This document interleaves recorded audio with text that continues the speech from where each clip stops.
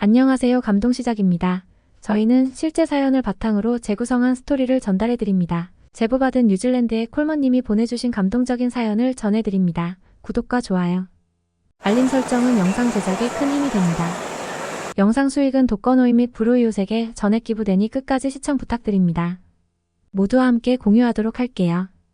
여러분은 여행을 좋아하나요? 저는 일상생활에서 받는 스트레스를 1년에 한두 번 가는 해외여행으로 푸는 편인데요. 인천공항에 갈 때마다 설렜던 것 같아요. 공항에 있는 모든 사람들은 저와 같은 심정인 건지 모두 들떠 보이고 행복해 보이더라고요. 혹시 스튜어디스라고 하면 어떤 생각이 드시나요? 보통 예쁜 제복을 입고 환한 미소로 서비스하는 예쁜 승무원의 모습이 떠오르시죠? 이들은 조종사와 함께 승객들이 목적지까지 안전하고 편안하게 여행할 수 있도록 돕는 역할을 하고 있습니다. 아마 비행을 하기 위해서는 가장 중요한 역할이 조종사일지 몰라도 승객들에게 가장 중요한 역할을 담당하고 있는 것은 바로 이 스튜어디스입니다. 비행이 시작해서 끝날 때까지 비행 내내 마주칠 수밖에 없는 것이 바로 이 승무원들이기 때문인데요. 그래서 우리는 이 승무원들의 이미지로 항공사를 평가하고 기억할 수밖에 없습니다. 그런데 반대로 승무원들 또한 승객을 통해서 그 나라의 국민성을 바라보고 평가하고 있었다는 사실을 알고 계시나요? 보통 비행기 내에서는 다른 승객에게 방해가 되지 않도록 질서와 매너를 지키는 것이 일반적입니다. 승객 한 명이 소동을 일으키면 다수의 승객들이 함께 피해를 보기 때문이죠. 그런데 이러한 부분에서 보면 우리 한국인들과 중국인들 사이에는 아주 큰 차이가 있다고 합니다. 이번에 소개해드릴 사연에서는 한국인 승객과 중국인 승객 사이에서 큰 차이를 느꼈다는 한 스튜어디스의 이야기를 전달해드리려고 합니다. 오랜 시간 비행을 하다 보면 저절로 알게 되는 중국인과 한국인의 차이라고 하는데요. 과연 그녀가 말하는 한국의 이미지는 어떤 이미지였을까요? 정말 궁금한데요. 뉴질랜드 출신 스튜어디스 이야기를 함께 들어볼까요? 안녕하세요. 제 이름은 콜몰라고 합니다. 저는 뉴질랜드 출신이고 전까지 승무원이 저는 정말 제 일을 좋아했지만 건강상의 문제가 생겨서 일을 그만두게 되었어요. 하지만 저는 그 누구보다 제 일에 대한 자부심과 애정이 가득했었기 때문에 일을 그만두기 정말 싫었습니다. 그런데 신기한 점은 처음부터 제 일을 사랑하는 사람은 아니었다는 점입니다. 어릴 때부터 줄곧 스튜어디스라는 꿈을 꾸긴 했지만 막상 비행 일을 하면서 정말 고된 직업이라는 걸 뼈저리게 느꼈거든요. 하지만 제가 한국 노선으로 배정받은 후에는 제 일의 사명감을 가지고 일할 수 있게 되었어요. 저는 어릴 적 부모님과 여행을 자주 다녔었는데요. 주로 국내 여행을 다녔죠. 해외여행은 제가 6살 때 부모님과 갔던 한국 여행이 처음이었어요. 그런데 6살이던 저에게 잊을 수 없는 기억을 선사해준 사람이 있습니다. 바로 한국에서 두바이로 돌아오는 비행기에서 함께했던 승무원들이에요. 그러고 보니 지금 생각해보면 그들이 한국인이었던 것 같기도 하네요. 잘 기억이 나지는 않지만 확실한 건 동양인이었던 것 같습니다. 아무튼 승무원들은 매우 친절했고 그 당시 아이였던 저와 눈높이를 맞추어 대화도 해주었어요. 6살인 제가 보기엔 승무원들이 승객들의 짐을 넣어주는 모습조차 너무 멋있어 보였어요. 특히 무전기로 서로 대화하는 장면이 정말 멋졌어요. 당시 승무원이라는 직업에 한눈에 반했던 저는 돌발 행동을 했었는데요. 평소 낙서를 좋아하던 제가 늘 들고 다니던 공책이 있었습니다. 그 공책 일장을 찢어 승무원 언니들을 위한 그림을 그려주었죠. 그때 그 승무원 언니들이 제 그림을 무척 좋아하며 저를 꼭 껴안아 주었던 기억이 납니다. 전 그 짧은 시간에 승무원들과 정이 들었고 착륙 한번 내리지 않겠다고 울며 불며 떼를 썼던 기억이 나네요. 그렇게 다시 아랍으로 돌아온 후 저는 자연스럽게 승무원이 되어야겠다는 꿈을 가지게 됐답니다. 어린 마음에 난생 처음 눈앞에서 본 승무원 언니들이 정말 멋지고 예쁘다는 생각을 했었거든요. 그래서 학교에서 예쁜 그림을 그려오라고 하면 비행기를 타고 활짝 웃고 있는 제 모습을 그려가기도 하고 장래 희망을 발표하라고 하면 당연히 승무원이 될 거라고 이야기했습니다. 저는 성격이 활발했던 편이었기에 서비스업이 잘 맞는 것 같다고 자라면서 생각하기도 했고요. 그러나 일은 제 뜻대로 흘러가지는 않았습니다. 전 항공사 중 좋은 항공사에 가고 싶었는데요. 승무원의 꿈을 이루는 것은 제 생각보다 조금 힘들었습니다. 훈련을 받기도 힘들고 경쟁률이 치열해서 준비 기간만도 몇 년이라는 시간이 필요하더라고요. 결국 저는 진입 문턱이 낮았던 중국 항공사에 들어가게 됐습니다. 알아보니 중국 항공사라고 꼭 중국에서만 생활하는 것은 아니더라고요. 중국 항공사여도 비행을 하기 위해 머무르는 생활 주거지가 모두 다르다고 하더라고요. 특이한 경우 중국 항공사라고 해도 다른 나라로 배정받을 수 있지만 저는 운이 따르지 않았는지 중국 상하이의 주거지를 배정받았어요. 입사를 해보니 중국 항공사는 조금 독특했습니다. 독특하다기보다는 무척 이상했던 곳이었다고 표현하는 게 더 맞겠네요. 사실 승무원을 준비하는 친구들 사이에서 먼저 돌았던 얘기지만 저는 중국 항공사에 입사하기 전까지 그런 얘기들을 믿지 않았어요. 그 얘기가 어떤 얘기냐면요. 승무원이지만 다음 주 비행 스케줄을 미리 알 수가 없다는 이야기 말입니다. 입사 전엔 믿지 않았는데 그제서야 알게 됐죠. 토요일에 비행을 하는지 아니면 쉬는 날인지, 그리고 비행을 가게 된다면 어디로, 어떤 멤버들과 가게 되는지 바로바로 알 수 없었어요. 사실 이것 때문에 불편한 점이 한두 가지가 아니었어요. 중국에 베이스를 두고는 있지만 유럽을 갈 때도 많았고 중국에도 친구들이 몇 명 있었기 때문에 외로운 생활이 되지는 않을 거라고 생각했습니다. 그런데 회사에서 다음 주에 비행하는 날짜를 미리 알려주지 않아서 친구들과 약속을 잡기가 무척 힘들었어요. 그래서 다음 주 언제 만날 수 있어? 친구들이 이렇게 물어오면 저는 참 난감하기 그지 없었어요. 아직 다음 비행 스케줄이 안 나와서 확실하게 답을 못 해주겠네, 미안해. 그래서 항상 모든 약속을 즉흥적으로 잡을 수밖에 없었죠. 친구들과 약속을 잡기 점점 어려워지면서 결국 저를 빼고 친구들끼리만 먼저 따로 약속을 잡으라고 말하곤 했습니다. 그 뒤에 제가 시간이 생기면 그들과 합류하는 식으로 친구들과 시간을 보냈죠. 그렇게 하다 보니 친구와의 만남이 아니어도 뮤지컬 같은 공연처럼 미리 예약해야 하는 행사에는 참여할 수 없다는 단점이 있었어요. 이 외에도 중국 항공사는 불편한 점들이 많았던 걸로 기억합니다. 이를테면 밤일시 이후 호텔 밖에 있으면 안 된다거나 다음에 연차를 그 전년도 12월에 한 번에 몰아서 결정해야 하는 것 등 다소 이해가 가지 않는 융통성이 없는 규정들이 많았죠. 당장 다음날 일도 모르는데 다음에 연차를 어떻게 전년도 12월에 정할 수가 있겠어요? 항공사가 마음에 들지 않으니 승무원 생활이 점점 권태로워지기 시작했어요. 그런데 승객들까지 말썽이라 전 그동안 제 자신이 꿈꿔왔던 승무원 생활과 점점 멀어지는 것 같아 정말 속상했죠. 특히 중국인 승객들은 지금에서야 솔직하게 이야기하는 거지만 정말 꼴찌거리였어요. 내가 유치원에 와 있는 걸까? 하는 생각이 들 정도로 통제가 안 됐거든요. 예를 들면 웬만하면 기내에서는 도난 사건이 잘 일어나지 않는데 제가 비행하는 기내에서 늘 절도 사건이 굉장히 많았어요. 중국 항공사를 퇴사하고 다른 항공사를 다녀봤지만 절도가 발생하는 일은 중국 말고는 거의 없었어요. 그때 중국 교통부에 제출한 자료를 확인해보면 정확히 알 수 있지만 절도 사건의 대부분은 중국인 승객에 의해 저질러진 것으로 집계되어 있었습니다.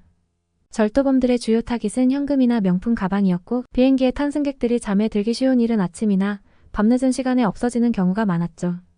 가끔 남의 가방을 뒤지다가 현장에서 적발되는 경우도 꽤 있었어요. 제가 실제로 그 장면을 본 적이 있는데 그러면 그들은 이렇게 말하더군요. 아, 제 짐인 줄 알았어요. 죄송합니다.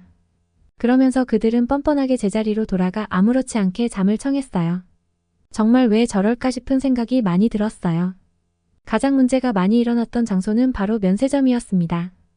이 부분에 대해서는 아마 중국 항공사에서 일했던 승무원들이라면 모두 겪었던 문제라고 생각해요. 아마 다들 골머리 좀 앓았을 거예요. 바로 면세점 핑계를 대면서 비행기가 이륙하지 못하도록 막아서던 중국인들 때문에 말이죠. 자기 일행이 면세점에서 쇼핑 중이라며 아직 이륙하면 안 된다고 비행기 탑승교 구간에 앉아 출발을 막거나 면세점에서 쇼핑을 하다가 비행기를 놓치고 나서는 항공사 직원에게 분풀이를 하는 등 상식적으로 이해가 가지 않는 행동을 하는 사람들이 많이 있었습니다. 이런 사람들은 다른 승객이 항의하거나 승무원이 말려도 절대 말을 듣지 않는 사람들입니다. 제가 일을 하면서 본 중국인들은 대다수 고집이 정말 셌어요. 저 역시도 이와 같은 일을 겪었던 적이 있었는데 본인의 아들이 쇼핑 중이라면서 실제로 이륙을 막아서는 바람에 결국 이륙을 30분 동안 하지 못했던 적이 있습니다. 이륙 시간이 한참 지난 후 양손에 쇼핑 가방을 든 아들이 나타났는데 그제서야 비행기가 출발할 수 있었죠. 웃기는 사실은 늦게 도착한 아들 역시 기내에 도착하기 전 공항 경찰에게 비행기를 이륙하지 말고 대기하라는 전화까지 걸었다는 점이에요. 뻔뻔하기 그지없죠. 우리는 뒤늦게 도착한 아들과 오매불망 아들을 기다리던 모자를 탑승 거부했고 그들은 해당 노선을 이용하지 못했었습니다. 그런데 정말 신기한 건 이런 사람들이 주에 한 번씩은 꼭 나타난다는 점이랍니다. 중국은 인구수가 많아서 그러려니 싶기는 하지만 정말 힘들었어요. 게다가 면세품의 포장을 뜯어낸 후 기내 그대로 버리고 가는 사람들도 많아 늘 고생이었죠. 아마짐을 가져갈 때 최대한 부피를 줄이기 위해 포장한 종이 상자나 비닐 같은 것들을 버리고 가는 것 같은데 진심으로 최악이었어요. 그러다가 다행히 베이스가 한국으로 바뀌게 되었습니다. 당시 한국 드라마를 보면서 한국어를 조금 배운 상태여서 다행히 불편하지 않게 생활할 수 있었어요. 솔직히 그전까지 승무원이라는 꿈을 포기할까 생각했는데 베이스가 한국으로 바뀐 이후 전 완전히 다른 삶을 살게 되었답니다. 저는 한국 사람들과 한국이 정말 좋았습니다. 제가 한국 정서랑 잘 맞았나 봐요. 참 신기하죠? 우선 한국에서 생활하며 한국 사람들을 많이 만나게 됐는데 한국 사람들은 행동이 정말 민첩해서 좋았어요. 예를 들면 외국 사람들은 기내식이 와야 그제야 민기적거리면서 식탁을 펴거든요. 때론 테이블을 펴주거나 펴달라고 부탁할 때도 있죠. 하지만 한국인들은 도대체 어떻게 눈치를 채는 것인지 기내식을 준비하느라 우리가 왔다 갔다 하면 바로 그것만 보고도 테이블을 세팅하더라고요. 또 커피나 음료를 따라줄 때도 컵을 척척 갖다 대주죠. 한마디로 눈치가 빠른 것 같아요. 그래서 승무원 입장에서는 업무가 무척 수월해져서 좋았던 것 같습니다. 한 번은 한국인들의 표정이 무뚝뚝한 것 같다는 생각을 한 적이 있는데 그것은 완전히 틀린 생각이라는 것을 깨달은 적이 있어요. 일단 착륙해서 비행기에서 내릴 때는 사람들이 모두 피곤하지. 마치 화가 난 듯한 표정으로 비행기를 빠져나가더라고요. 그런데 한 사람이 웃으면서 인사를 하고 나가자 뒤이은 모든 사람들이 간단히 묵례를 하거나 그제야 미소를 지어 보이며 고맙다고 인사하는 모습을 보였습니다. 제가 생각하기엔 제가 외국인이다 보니 어색한 표정을 지었던 것 같아요. 그들은 사실 누구보다 따뜻한 마음씨를 가진 사람들이었죠. 그걸 느낄 수 있었던 건 또 다른 날이었습니다. 그날은 절대 잊을 수가 없어요. 무더운 여름날이었는데 갑작스럽게 기내에서 응급환자가 생겨 긴급 회항을 하던 순간이었죠. 좌석에 앉아있던 아이가 갑작스럽게 호흡 곤란을 느끼면서 다급하게 의사가 필요했던 상황이었습니다. 그때 신기하게도 기내에 의사가 있었는데 그는 당연히 환자를 돌봐야 한다며 흔쾌히 도움을 주었습니다. 그런데 그때 아이의 국적이 일본이다 보니 의사소통이 쉽지 않은 상황이었어요. 아이와의 의사소통은 어쩔 수 없더라도 일단 보호자와 서로 말이 통하지 않아 답답했습니다. 아이가 언제부터 이랬는지, 혹시 전조 증상이 있었는지 아니면 예전부터 알아오던 병이 있었는지를 알아야만 하는 상황이었어요. 그런데 기내의 승무원 중에는 그 누구도 일본어를 할 수 있는 사람이 없었죠. 그런데 그때 한 학생이 나서더군요. 그는 한국인이었습니다. 제가 일본어를 전공해서 그러는데 저쪽 자리에 가서 통역을 좀 해도 될까요? 저희는 정말 다행이라고 생각했습니다. 절실히 그의 도움이 필요했죠. 하지만 그때 치료를 하기 위해 모인 인원들 때문에 공간이 부족한 상황이었습니다. 그 한국인 학생에게 서서 통역을 부탁해야 하는 상황이었는데 비행 중인 기내에서 서 있는다는 것은 무척 위험한 행동이라 망설였어요. 그런데 그런 모습을 보더니 보호자 옆자리에 있던 한 한국인이 손을 들면서 뭐라고 말하더군요. 제가 자리를 바꿔드릴게요. 여기로 오세요. 이런 내용의 대화였던 것 같아요. 왜냐하면 그 뒤로 둘이서 자리를 척척 바꿨거든요. 그리고 상황이 순조롭게 흘러갔죠. 일본어를 전공한 그 한국인 학생은 능수능란하게 의사와 아이 어머니 사이에서 통역을 해주었습니다.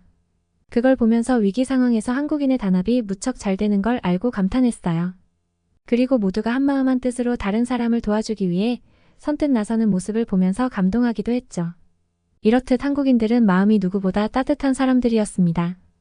예전에 중국인은 위급 상황이 오면 화를 내면서 자신의 이익만 챙기려고 했었던 것 같은데 그런 중국인들과 확연히 다른 태도를 보여서 더 인상 깊었던 것 같아요. 그러고 보면 아마 중국에서만 비행을 했더라면 전 비행에 대한 안 좋은 기억만 가지고 퇴사했을 것 같네요. 하지만 한국으로 베이스가 바뀌면서 승무원에 대한 좋은 추억을 갖게 될 수 있었죠. 덕분에 저는 다른 항공사로 이직을 하고 건강 문제로 퇴사를 할 때까지도 승무원이라는 직업을 자랑스러워할 수 있었습니다.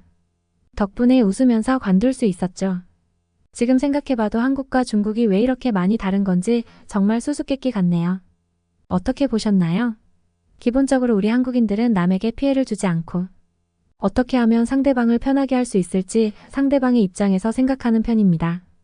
그렇다 보니 서비스를 받는 승객의 입장이 되더라도 자연스럽게 승무원이 편하게 일할 수 있도록 환경을 만들어주는 경우가 많았던 것 같아요.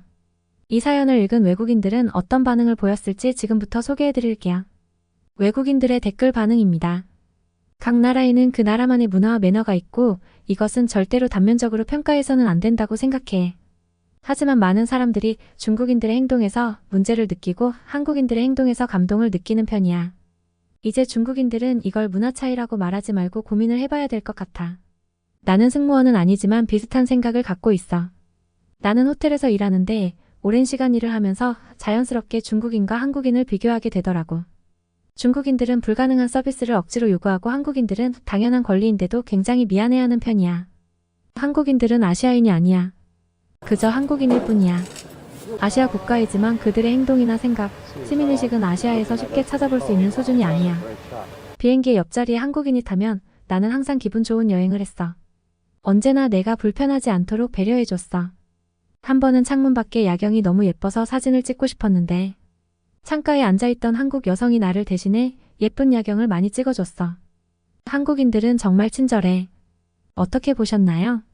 아마도 여행객들을 많이 상대하는 직업을 갖고 있으면 각 나라마다 국민들이 갖고 있는 성향 같은 것을 알게 되는 것 같은데요. 외국인들의 평가가 무조건 정확하다고 말할 수는 없지만 그들의 눈에도 우리 한국인들의 친절하고 훌륭한 성품이 특별하게 보이기는 하는 것 같습니다. 이번 사연을 통해 모든 외국인들이 저마다의 기준으로 우리 한국인들을 지켜보고 있다는 사실을 알게 되었는데요. 앞으로도 우리 한국인들이 세계에서 칭찬받는 일들만 가득했으면 좋겠네요. 오늘 준비한 사연은 여기까지입니다. 끝까지 시청해주셔서 감사합니다. 저희 감동시작은 실제 사연 제보를 받고 있습니다. 채택되신 분께는 선물도 드리고 있습니다. 저희의 사연이 여러분의 하루에 작은 힘이 될 수 있었으면 좋겠습니다. 지금까지 특별한 한국의 이야기를 전해드리는 감동시작이었습니다. 구독과 좋아요를 눌러주시면 영상 제작에 큰 힘이 됩니다. 감동적인 사연을 주변 사람들에게 공유하고 함께 이야기 나눠보세요. 끝까지 시청해주셔서 감사합니다. 더욱더 좋은 영상으로 찾아뵙겠습니다.